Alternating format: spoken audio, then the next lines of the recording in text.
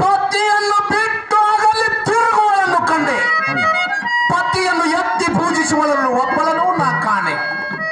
ಗಂಡರ ಮಾನವನ್ನು ಕಳೆದು ಹಾನಿ ಮಾಡಿಕೊಂಡವಳಿಗೆ ಸೋದರ ಜನ್ಮದಲ್ಲಿ ಹುಟ್ಟಿ ಬಂದಂತೆ. ರೇಣುಕಾ, ನಿನ್ನ ರೋಗ ಎಲ್ಲಿ ನಿವಾರಣೆಗಿರ್ಬೋದು ಅಲ್ಲಿಗೆ ಹೋಗುತ್ತವಳಾಗು, ನನ್ನನ್ನು ಮುಟ್ಟಬೇಡ. ಸ್ವಾಮಿ, ಪಾಪಕಾರ ಈ ಬಂದಿರುವೆನು. ತಾ ಹೋಗಂದ್ರೆ ನಾನೆಲ್ಲೇ ಹೋಗಲಿ ಸ್ವಾಮಿ. ನನ್ನ ಹೋಗಿ ಚಾತ್ರೆ, ಎದ್ದೇಳು ಮೊದಲು ಇಲ್ಲಿಂದ. ರೇಣುಕಾ, ಹೆಣ್ಣು ಮಕ್ಕಳಂದ್ರೆ ಹೇಗಿರಬೇಕು ಗೊತ್ತೇ? ಹೇಳುವೆನು ಕೇಳು. ತನುವಿನಲ್ಲಿ ನಿರ್ಮೋಹ, ಕಾರ್ಯದಲ್ಲಿ ಮಂತ್ರಿ ಆಗಿರಬೇಕು. ಮನೆ ಕೆಲಸ ಮಾಡುವಾಗ ದಾಸಿ ಸಮಾನವಾಗಿರಬೇಕು. ಊಟ ಮಾಡಿಸುವಾಗ ತಾಯಿಯಂತಿರಬೇಕು. ಪ್ರೇಮದಲ್ಲಿ ಗಂಡ ನಿಚ್ಚೆಯಂತಿರಬೇಕು. ಸಮಯ ಬಂದಾಗ ಧೈರ್ಯಶಾಲಿಯಾಗಿರಬೇಕು. ಇಂಥ ಹೆಣ್ಣು ಮಕ್ಕಳಿದ್ದವರು ಕೈಲಾಸ ಆಗುವುದು ನಿಜ. ರೇಣುಕಾ, ನಿನ್ನ ರೋಗ ಎಲ್ಲಿ ನಿವಾರಣೆಯಾಗಿರ್ಬೋದು ಅಲ್ಲಿ ಹೋಗುತ್ತಾಳು, ನನ್ನನ್ನು ಮುಟ್ಟಬೇಡ. ಸ್ವಾಮಿ, ಚಿತ್ತವು ಚಂಚಲವಾಗಿ, ಕತ್ತಲು ಭ್ರಮೆಯಾಗಿ, ಪತಿ ಹಿತ್ತಿ ಮಿತ್ತಗಳನ್ನು ಮರೆತು ಮೋಹ ಪಾಶೆ ನಾಶಿಗೆ ಈ ಶಿವನಾಮ ಸಮರ್ಥವು ಮರೆತು ಹೋಯಿತು. ಅಗ್ನಿ ಸಾಕ್ಷಿಯಾಗಿ ನೀವು ನನ್ನ ಕೈ ಹಿಡಿದು ಅದೇ ಅಗ್ನಿ ಜ್ವಾಲೆಯಲ್ಲಿ ನನ್ನನ್ನು ನೂಕಿದಂತೆ ಮಾಡಿಬಿಡಿ ಸ್ವಾಮಿ. ನನ್ನ ಎದ್ದೇಳಿಂದ. ರೇಣುಕಾ, ಕತ್ತಲ ಹುಟ್ಟಿ ಕಡಿಗಾಗಲಿಲ್ಲ ಗುರುರಟ್ಟಿ. ಮಾಯದ ಮಾಡು ನಿನಗೆ ಬೆನ್ನಟ್ಟಿ ಬರುವಾಗ ನೀ ಯಾರಿಗಾದಿ ಬೆಟ್ಟಿ. ಗೆದ್ದು ಬರತಿ ನಂದಿದ್ದು ಸೃಷ್ಟಿ. ಪತಿ ಪಾಲ ಮುಟ್ಟಿ ಶಿವಶರಣರಿಗೆ ಮೋಸ ಮಾಡಿಬಿಟ್ಟಿನಿ ಚಾತ್ಮ. ಒಕ್ಕಲಿಲ್ಲದ ಊರು, ಬಳಕೆ ಇಲ್ಲದ ನೀರು, ಕೊರತ ನಾರುವ ತೆಂಗಿನಕಾಯಿ ಎಂದವರು ಮೋಕ್ಷಕ್ಕೆ ಹೊಂದುವುದ ರೇಣುಕಾ. ರೇಣುಕಾ, ಅಗ್ನಿಯಲ್ಲದ ಸ್ವಾರಿ, ಪುರುಷನ ಮಾತು ಕೇಳದ ನಾರಿ.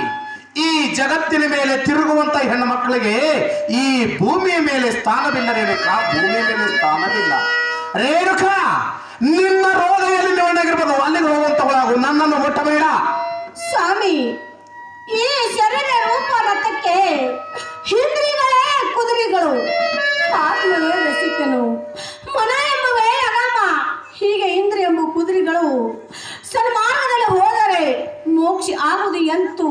ನೀವು ನನಗೆ ಅರಣ್ಯದಲ್ಲಿ ಗಡ್ಡಿ ಗೆಣಸ ನೀರನ್ನು ತರುವಾಗ ಆ ವಿಷಯವನ್ನು ಮರೆತು ಚಿತ್ತವು ಚಂಚಲಾದಕ್ಕೆ ನಾನು ಅಪರಾಧಿಯಾಗಿದ್ದೇನೆ. ನನ್ನ ದೂರ ಸರಳನಿಂದ ಮಾತನಾಡುವಂತವಳಾಗು. ರೇಣುಕಾ, ಗಂಡನ ಮೇಲೆ ಸ್ನೇಹ ಇಲ್ಲ, ನಿನ್ನಂತ ಹೆಂಡತಿ ನೆನಪದ.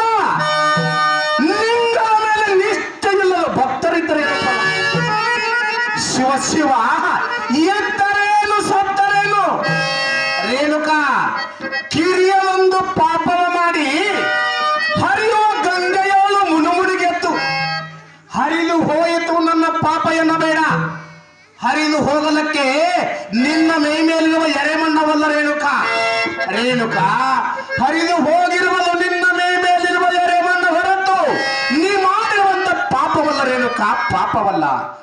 ರೇಣುಕಾ, ನಿನ್ನ ರೋಗ ಎಲ್ಲಿ ನಿವಾರಣೆಯಾಗಿರ್ಬೋದು ಅಲ್ಲಿಗೆ ಹೋಗುವಂತವಳಾಗು, ನನ್ನನ್ನು ಮುಟ್ಟಬೇಡ.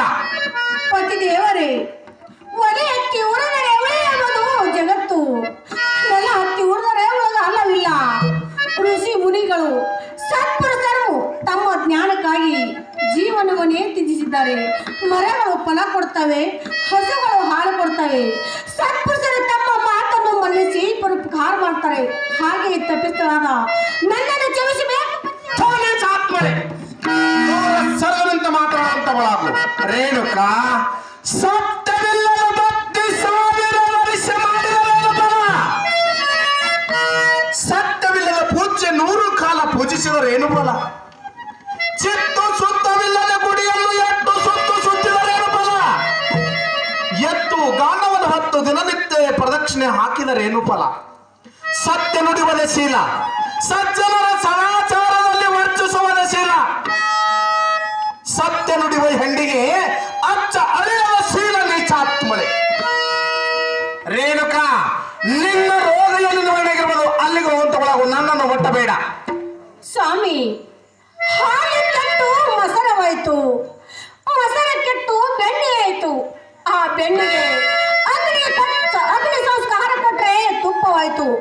ಹಾಗೆ ನೀವು ನನಗೆ ಸಂಸ್ಕಾರ ಕೊಟ್ಟು ನನ್ನ ಅಪರಾಧನ ಕ್ಷಮಿಸಬೇಕು.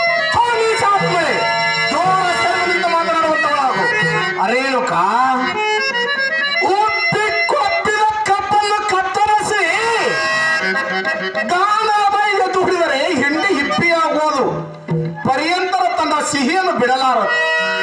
ಬಂಗಾರವು ಬೆಂಕಿಯಲ್ಲಿ ಹಾಕಿ ಕರಗಿಸಿದರೆ ಕರಗುವುದು.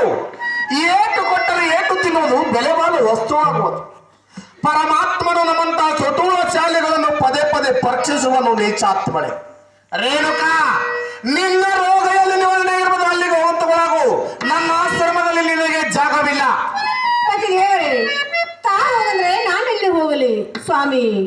ತಾವು ನನ್ನನ್ನು ಕೈ ಬಿಟ್ರೆ ನನ್ನ ಗತಿ ಅಧೋಗತಿ. ನನ್ನ ಅಪರಾಧ ನೀಚಾತ್ಮಳೆ ಎದ್ದೇಳು ಮೊದಲಿನಿಂದ. ರೇಣುಕಾ ಹೆಣ್ಣು ಕೆಟ್ಟರೆ ತವರು ಮನೆ ಸೇರುವುದು, ಹೊನ್ನು ಕೆಟ್ಟರೆ ಪತಾರವನೆ ಸೇರುವುದು. ನೀನಕ್ಕೆ ನೀನೇ ಕೆಟ್ಟರೆ ಯಾತಕೋ ಬಾರದವಳು ನೀಚಾತ್ಮಳೆ. ರೇಣುಕಾ ನಿನ್ನ ರೋಗಿಯಲ್ಲಿ ನಿರ್ವಹಣೆಗಿರುವುದು ಅಲ್ಲಿ ಹೋಗುವಂತವಳಾಗು. ನನ್ನನ್ನು ಬಿಟ್ಟು ಬೇಡ. ಸ್ವಾಮಿ, ಹೆಣ್ಣ ಮಕ್ಕಳಿಗೆ ತವರು ಮನೆಯಲ್ಲಿ ಹೊರಗೇರಿ 12 ವರ್ಷವರೆಗೆ ತವರು ಮನೆ, 12 ವರ್ಷ ಅಂದಿದ ನಂತರ ಕುರಳಿಗೆ ಮಂಗಲಸೂತ್ರ ದಾಣದ ಮೇಲೆ ತಂದೆ ಇಲ್ಲ, ತಾಯಿ ಇಲ್ಲ, ಬಂಧು ಇಲ್ಲ, ಬಳಗ ಇಲ್ಲ, ಗಂಡನ ಹೊರತೆ ದೇವರಿಲ್ಲ. ತಾವು ಹೀಗಿದ್ರೆ ನಾನೆಲ್ಲಿ ಹೋಗಲಿ ಸ್ವಾಮಿ? ನನ್ನ ಅಪರಾಧ ನೀಚಾತ್ಮಳೆ ದೂರ ಸರ್ವನಿಂದ ಮಾತನಾಡುವಂತವಳಾಗು. ರೇಣುಕಾ ಈ